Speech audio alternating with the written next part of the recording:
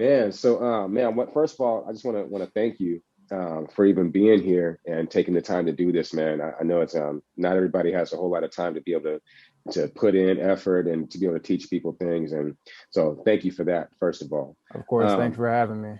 oh man, it's all good. One of the reasons I wanted to have you here is because when we were talking in the chat, you had mentioned some stuff about I'm going to mess it up. Was it ERC 20 tokens? Yeah, ERC 20 tokens. So those are essentially just smart contract projects. Okay. So when I saw that, I was like, oh man, okay, we got somebody in here that knows about smart contracts and how they work. And so I'll tell you what I'm trying to do. What I'm doing is, man, this started off as I wanted to kind of teach people about how to get into Bitcoin and how to, learn more about, altcoins and basically digital finance, Hmm. And the more I got into it, the more I realized that this can become more of like an empowerment session for people, not just about the money, but just having a money mindset, about investing, about taking care of your responsibilities with your money, about looking after your family, about having something set away for the future, like all these different aspects that come into it. But I know the lure is the Bitcoin stuff, because that's what everybody's really interested in, right?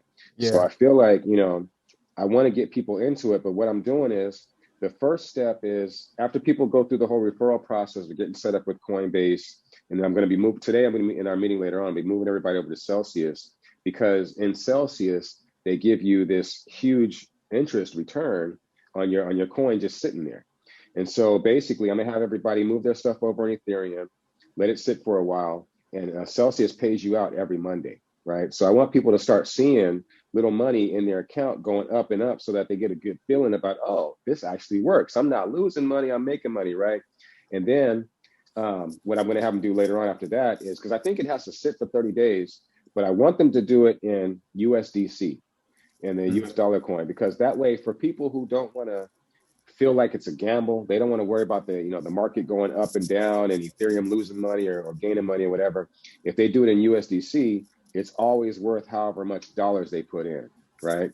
So say if somebody puts in $1,000 of USDC, it sits in that account and they're constantly gaining interest. And I think USDC, they're giving 13.3% interest right now on that, which On is, Celsius? yeah, on Mm. Celsius, they're giving 13.3% interest on your USDC.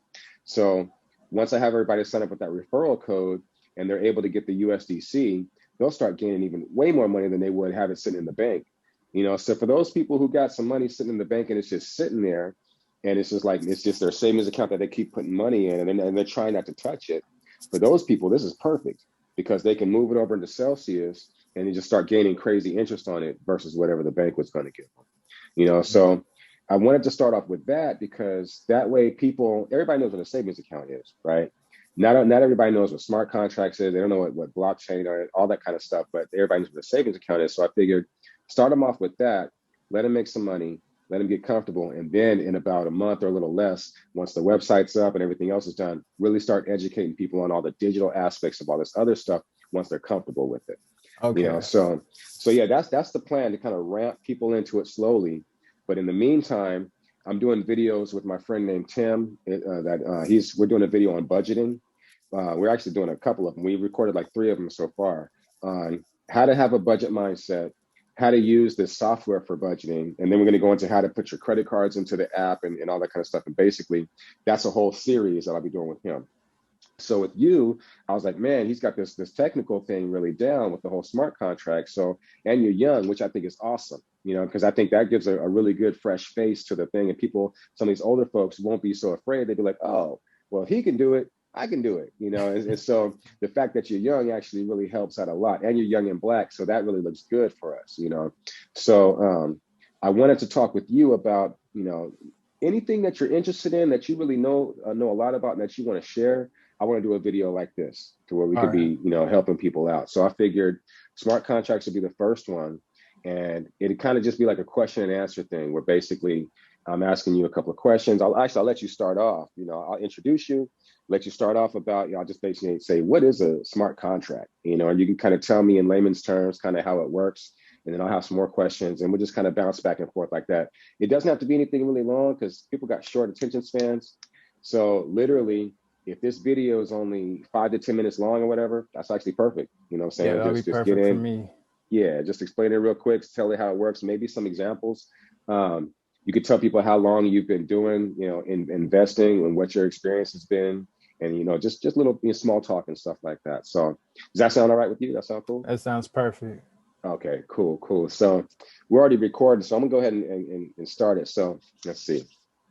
Let me get a drink of water before we do that, so I don't like be all chat mouth and everything. So.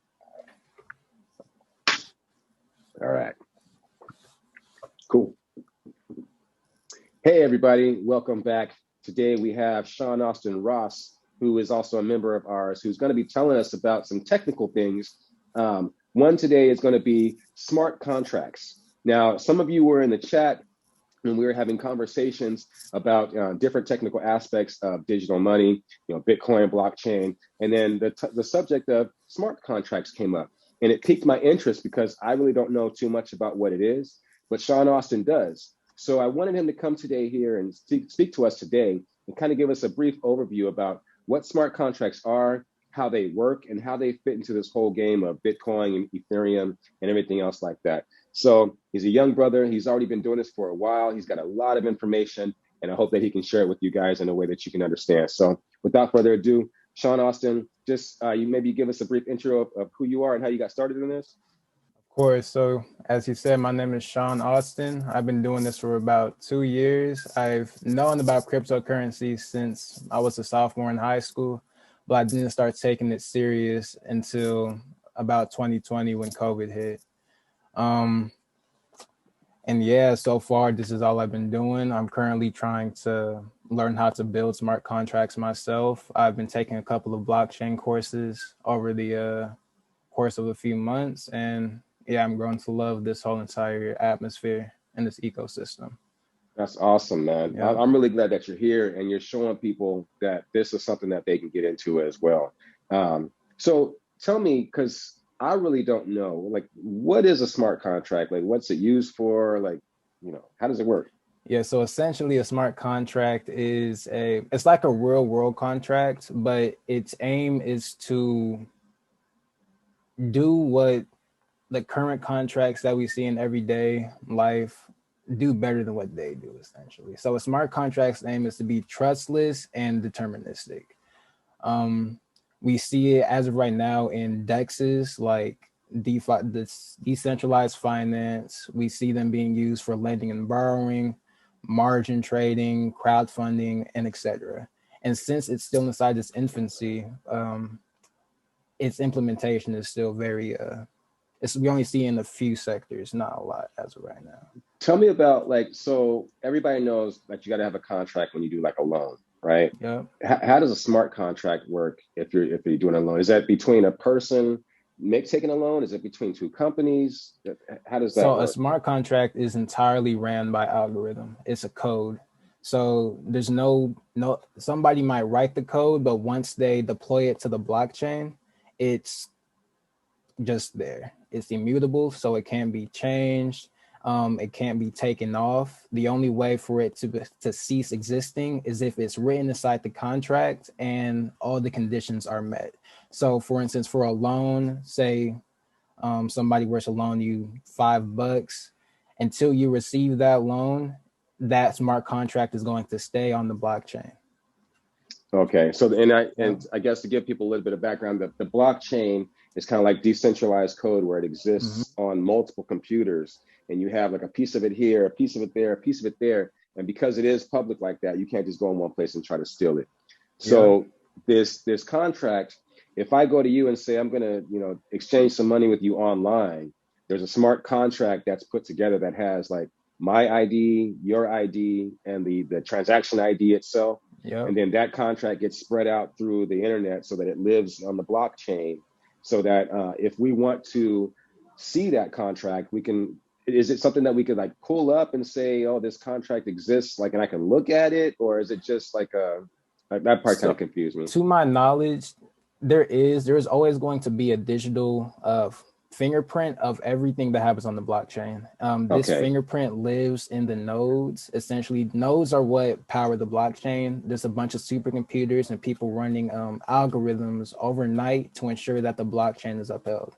So for smart contracts, these exchanges and like you sent this to him, he sent this to her, all of that is saved on these nodes.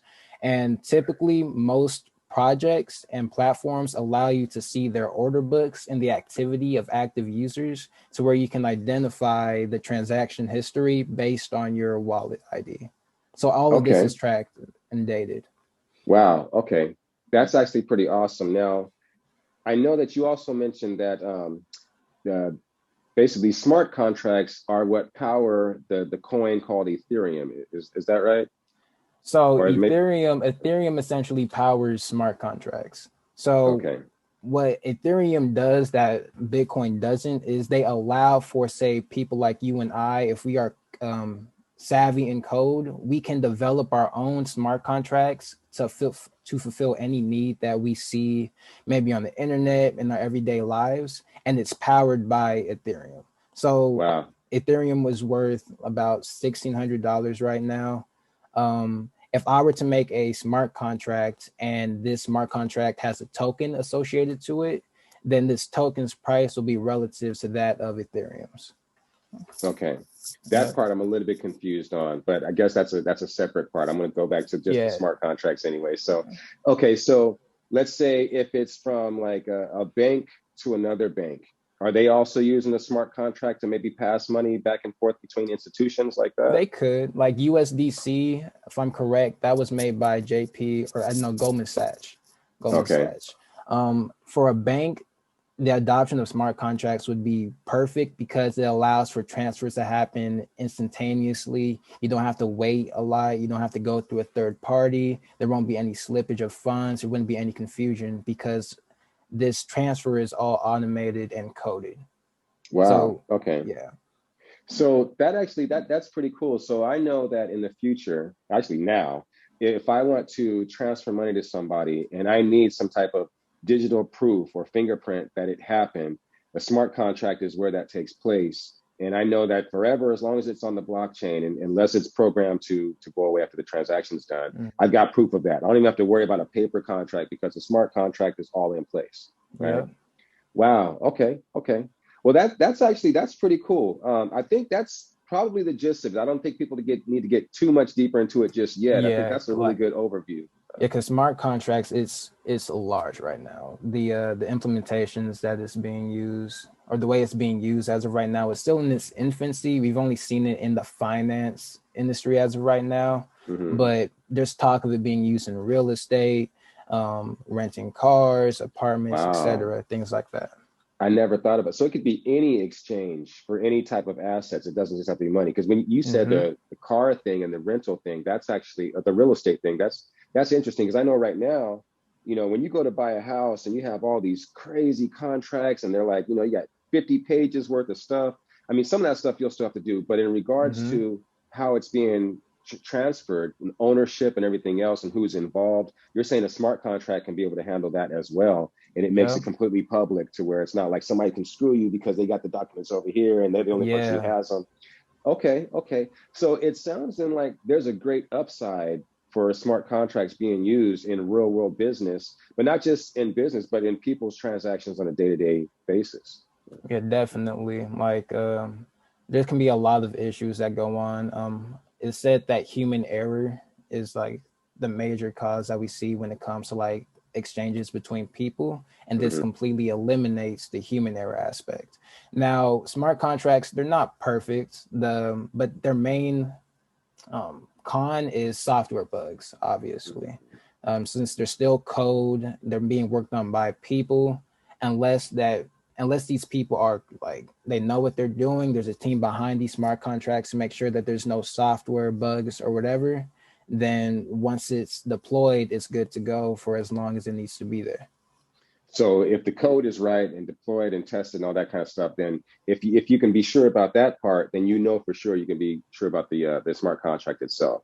But if Yes. I write some platform that's kind of faulty or whatever, and it's not actually putting out good smart contracts, then the smart contract could have an issue. Is that what you're saying? At that point, the smart contract wouldn't even be deployed. Ethereum, Mm. they have an audit system because they've seen that issue happen previously, to where people would deploy smart contracts that were faulty. They would lose Ethereum money, they would lose themselves money and all their investors. Mm. So yeah, they have an audit system in place, a verification, and once you meet the standard of an ERC20 token, that's when you have the okay to be deployed on the blockchain, the Ethereum That's blockchain. very reassuring. That's very, because as a programmer myself, I know that if you put out some faulty code and put it on your website and people are using it, there's nobody that can really, audit you or whatever else. It's just, hey, you went on this website, it was at your own risk. But you're saying if they have this auditing system up front before you can even deploy it, that actually helps out a lot. That makes me a lot more comfortable.